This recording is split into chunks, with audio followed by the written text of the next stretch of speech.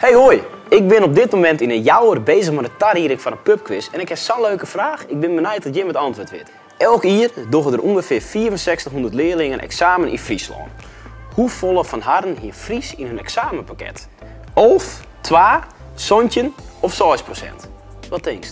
Het goede antwoord is dus maar 2%. En dat verbaasde mij een beetje, want we praten al in Fries, maar niemand doet er examen in. En van mezelf is het ook heel belangrijk. Fries is verbindend en Fries is in mijn werk als rietslid ik echt heel erg wichtig. Wat vindt Sto nou? Leer het weten in de comments en ik ben echt benieuwd wat Sto er nou van vies. Nou heb ik nooit leuks, hè, want Sint-Wurg kiest dus ik bel hier mijn bekende Fries. Ik zal het je even share laten. Hey Google, praat met een bekende Fries. Laten we er een bekende Fries bij halen. Met wie wil je spreken? Johannes Riepma.